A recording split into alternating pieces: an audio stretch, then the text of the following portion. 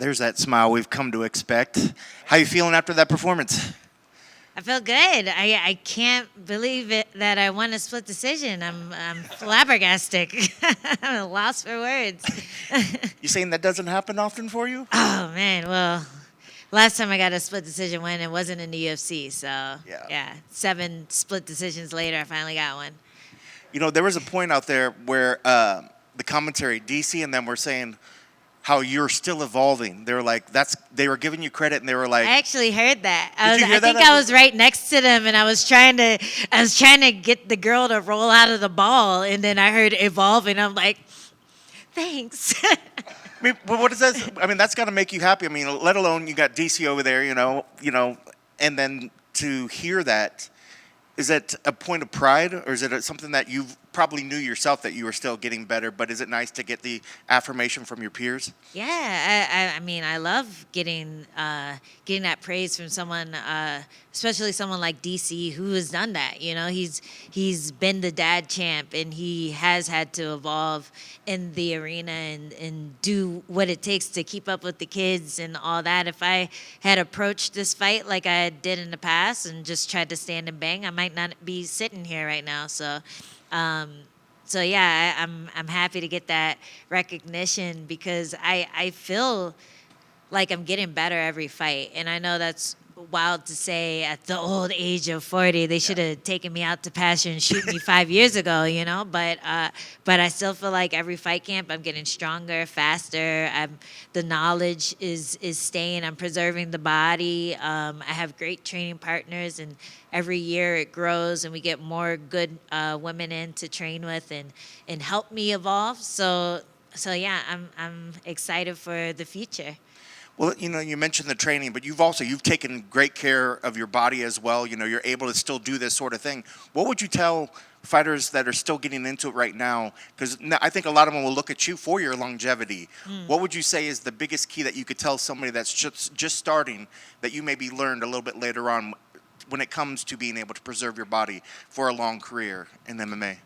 I think having good training partners is a huge part of that, and sometimes you might think a good training partner is a good training partner when they're actually a really bad training partner for you. But you need hard rounds, but you don't need hard rounds with someone who's going to hurt you.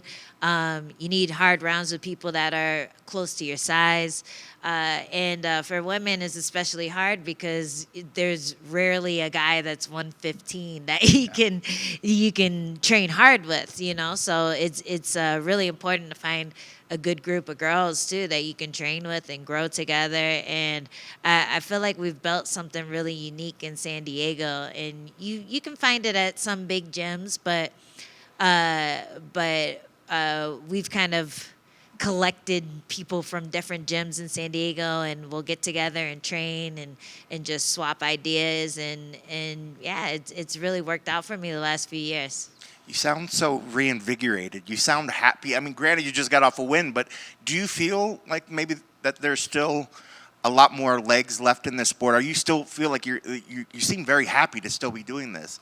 Are you happy right now? I'm just getting started, man. Yeah. I'm just getting started. I still got like 10 more years left. I told you I was gonna get the belt when I'm 50. So if it happens a little sooner, that'd be great. But hey, if I'm not getting beat up by the young talent coming in, if I'm able to beat them, if I'm able to, the big thing is I need to put a streak together. Every time I go in there, I get a little closer to doing that. But it's hard, and everyone in there is a monster. Everyone who makes it to the UFC, they're the best of wherever they came from whatever gym they came from. So I'm treating it like Groundhog Day. I'm Bill Murray, and every day I mess up, I wake up again and try to do it a little better, and eventually I'll, I don't know, move on to the next thing. Yeah, and you mentioned you got to fight these young up and comers. You had Souza was a very, very tough fighter. What was the game plan coming in for? The game plan was the first round, and then it got a little away from me after that. But yeah, I wanted to hit her. I wanted to kick the leg. I wanted to take her down. I felt like I could hunt for the submission. She kind of just like went into full turtle mode, and I couldn't open her up. And then the next round, she was able to land a little bit, but I felt like I was able to land back. I was landing on her hard. I was trying to fix the optics thing because I felt like that got me in trouble with my last decision loss. I felt like I was kind of going, ugh, when I get hit, even though it didn't really do anything. And so I was trying to make sure I didn't do that too much in this fight. And luckily for me, 2 judges saw it for me. So I feel like the adjustments we made from last fight worked out in my favor. Is it sad that optics do sort of play into a thing like that? Even I think DC at some point, maybe it was the second round or something, they mentioned something like, "Oh, don't look tired, don't act like tired." I mean, is it weird that unfortunately optics do play into something where maybe the effect of a strike, or you might not look tired, but you might just have your arms down, but somebody might look at that and say, "Oh, look, she looks fatigued. Maybe she's having issues out there." Is it unfortunate that plays in it, or is that just the nature of the beast that sometimes one thing looks one way, but it might not be actually the case?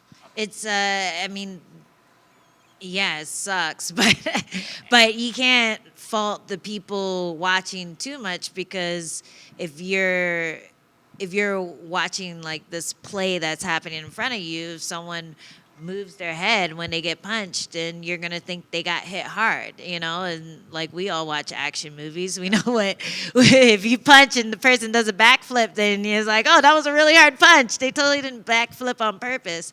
So it's hard to know exactly what's going on in there unless you're actually the person in the ring. So we had to just put our foot down and say, all right, we need to work on these things and make sure that I'm not putting on a show and making it look like my opponent is running away with the prize just because I'm like dropping my hands and just kind of rolling with the punches and evading before I strike. And the annoying thing is that a lot of my, or all of, I don't even know, maybe all, but a lot of my close decisions or split decisions, I outstruck my opponent, and that's round by round, not just the entire fight. So it's frustrating to know, even though I'm outstriking my opponents, my punches don't equal as much as theirs. But all I can focus on is what I can control. I can control looking tired. I can control throwing more. My mom always told me I got to do 3 times more than the other girl, and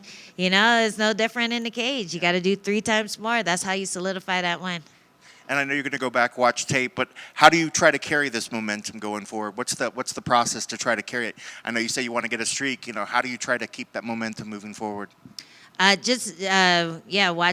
tape, see what I could have done better, especially in that first round. I felt like I could have got a first round finish, and I just got a little tunnel vision-y with what I wanted to do. But just getting better at all the stuff that I did, everything I did well. Keep working on the optics. Keep pushing the cardio. We pushed the cardio a lot more this camp. I think the last few camps I was worried about like doing too many rounds and getting too much head trauma, but like now that I'm a grappler, it hasn't been as much of a problem anymore. So yeah, I think we just keep going forward, double down on what we did last camp, and depending on the opponent, seeing what I can do to him. Speaking of opponent, are there any names down the line that you want to get back in there with, or who's next? I know you want to enjoy this victory for a little bit, but it's nice to get back in the gym thinking of a certain opponent across the cage. Are there names that make sense for you? Are there names? There's a ton. I was pretty frustrated that Jillian Robertson got ranked ahead of me after her last 2 fights. I think she lost to Ricci and then won against Luana, which was like my same last 2 fights. But I got the sub. The striker got the sub. So I'm like, what's that about? So she got ranked ahead of me. So I'd love to fight her. I think she's booked to fight someone, but winner of that fight, winner of Lemos versus Lucindo. Zhao Nan Yan, if she's not too busy, I'd fight her. I'd fight anyone, you know, but obviously I want to climb and I want the fights to be value fights and I want to get to the top. Rivas is another one who I think I could beat up and I didn't get a chance to fight her because she got COVID and then tried to reschedule the fight at 125. So I'm like, let me fight her. You know, if she's going to be in the rankings at 115, I want a chance to steal her rank. So I got a whole list of names for you, but we don't have enough time. Congrats on your victory. Thank you. Congrats on the win, Angela. Bringing up DC's assessment of you again, when talking about evolving at your age, do you feel as if you're evolving at the same rate, a slow rate, or maybe even a fast rate, given all the experience you have inside the cage? DC also said recently, black don't crack. So I will continue to evolve until I get bored. I really do feel like I've hit a second win in my career. And if anything, I might have been a little hung up about my age a year or 2 years ago when 40 was looming in the distance, but now it's here. I'm like, oh, I'm fine. Nothing happened. I didn't turn into like a little old lady overnight and like wake up with a church hat on, you know, like I'm the same person and if anything, getting better. So I want to just keep seeing how it goes and keep fighting and keep evolving. Awesome. Obviously, it was a split decision. From our point of view, indeed, it was very close going into that final round. So obviously, she had woken up in that second round. So from your point of view, going into that third and final round, did you kind of carry that mentality of like, look, it might be 1-1. I need to do all I can to secure this third round? Yeah, for sure. My corner was saying, like, that was a great round. I heard my manager in the crowd going, that was a beautiful round. So I know, I think they were motivating me because they knew, like, okay, she's a little bloody. She might be a little unsure of how that second round went, but they reassured me that I was doing what I needed to do. So going into that third, I had the motivation, and in my head, I knew like, yeah, we need to take this thing away. We need to score as much as possible because if not, you know, this one's gonna get taken away from me again. And I put the foot on the gas. I went harder for the takedown. I was happy I was able to get one in the beginning. I feel like that helped set us apart when it came down to the scorecards at the end. And yeah, we threw until the bell rung. Like she's tough, man. I saw her walking out in an arm sling. So whatever happened, she played it off really well. And yeah, it was just throwing heat the entire time. So it was a fun fight. For sure, it was a great fight. And I wanted to bring up another one of your ventures. We often see you do commentary work with Cage Warriors at times. So do you think when you're on that side of the cage with the mic in your hand, breaking down, analyzing fights, do you think you pick up a thing or two that contributes to your ongoing evolution at this age? Yeah, for sure.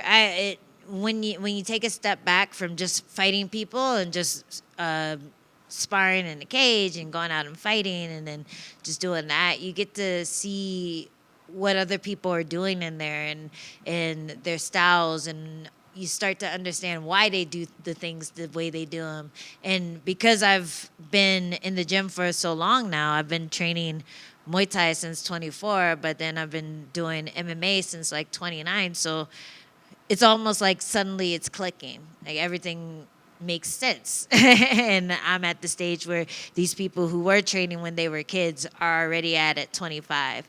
And so it's cool to take that different hat on and analyze and watch tape and anticipate what's going to happen. And then a lot of times you're right and you're like, oh, I know what the fuck's going on. So, you know, it definitely helps. That helping people with their fight camps, being a good training partner, like semi-coaching, but not really. I'm not a coach yet, but I'm definitely looking forward to doing that when I retire. But putting on all those different hats definitely helped me in my game. That's awesome to hear. And obviously, anyone that's followed your career knows you've been in there with many different top opponents, been a part of some big cards. So I know you just told them that, you know, there's a big list of names you'd like to fight, but are there any specific goals you have in your UFC career that are still kind of unchecked that you want to get through before you call it one day? Yeah, I still want to fight for the belt. And, you know, I'm going to stay off the internet after saying that. because we were going to talk a lot of shit. But I still want to fight for the belt. And watching the Suarez Willie fight, it was really impressive. But I felt like a lot of those skills that they were showing are things that I understood. I'm working on, and I think maybe 5 years ago, I would watch that fight and go, whoa, how'd she do that? Whoa, how'd she defend that? How'd she get that trip? And now I'm actually like, oh, she got that thing that we've been doing for a couple of years. So I like seeing people who have evolved get on top, and I think that's what Whaley did. She evolved. She started as a striker. Always had good wrestling, but she really like doubled down on her grappling, and now she's just a monster everywhere. And I feel like I could do the same thing. So it was cool seeing that fight play out the way it did, and my goal is just to keep becoming more confident in every area of MMA and see how far it takes me. That's awesome. Final one for me. Last time we had you, it was also part of a Cannonier card. Same thing tonight. How do you see a Cannonier and RoboCop going down? Oh, man, I want Cannonier to win. I think he's got it. You know he can't lose on Black History Month, so that's my pick. Congratulations. Thank you. Just a real quick one for me right here. Sorry, I'm sorry. I know. You wanted to get out of here real quick. I know you're talking about evolving. I'm not even going to ask you about retirement, but you already started, putting your foot into other things, right? The Two Straws podcast, for example. Hey! Are you enjoying that? And how do you like doing all that? It's fun. I've been working on my, I guess, talking, as you can tell. But it helps me get ready for that part of my career, but you don't learn it overnight. So we've been doing our little dumb podcast for like, I think our first one was 8 years ago. And if you saw it, you'd laugh because basically I had to get drunk in order to get in front of the camera and talk. But yeah, it's good. I really like doing that stuff. I like the commentary. I like working the desk when I did that with ESPN. And hopefully that'll be one of the things I'm able to do after this. And just a quick last one. Your co-host actually got drafted with the GFL. Yeah. How exciting is that? It's super exciting. Also Kat Zingano got drafted, and she's like a person who's been really close in our group of friends out there in San Diego, and a handful of girls that we trained with. So it's exciting to see stuff going down outside of the UFC. I was worried for a while, and hopefully it pans out to be something successful and it doesn't fizzle away, like all the other things that have come and gone in the past. But yeah, I'm definitely optimistic about GFL, and I can't wait to see my friends get paid.